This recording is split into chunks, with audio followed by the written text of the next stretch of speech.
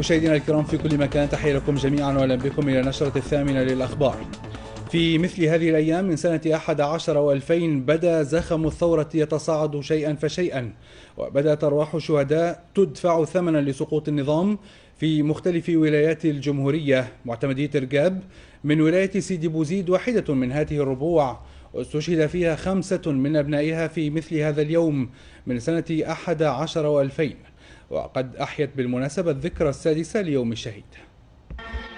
تخليدا لذكرى سقوط 5 شهداء دفعة واحدة يوم 9 من جان في 11 و2000 خلال أحداث الثورة التونسية، أحيت مدينة رقاب الذكرى السادسة ليوم الشهيد، مناسبة مثلت فرصة للأهالي لطرح شواغلهم. نحبوا ناس كتجينا تزور مشاريع موجودة على أرض الواقع، مش كل عام احنا نعملوا في شعارات. نحبوا عام من الأعوام نحبوا نجي معنا نلقوا الحالة تغير. احنا ما تغيرش، احنا قاعدين نعيش رغم التهميش. ملف الشهداء تو القائمة هن 6 سنين، القائمة النهائية تو ما حضروه، يجيه منه كظل ألوفات موتى يحضروه.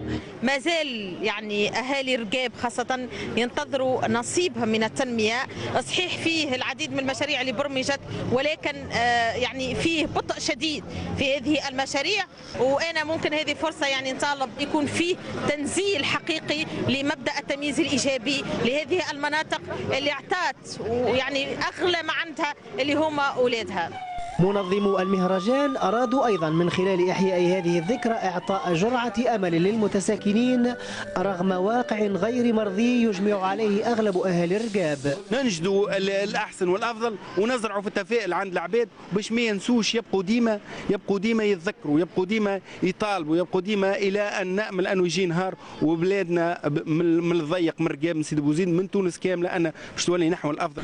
بقدر افتخار أهالي رقاب لما قدموه من شهداء لوطننا من أجل الحرية والكرامة والانعتاق، بقدر شعورهم بالاستياء من الواقع الذي ما زال يراوح مكانه خصوصا في ملفي الشهداء والتنمية. للتلفزة الوطنية التونسية، نوف الحرشاني، مدينة رقاب سيدي بوزيد.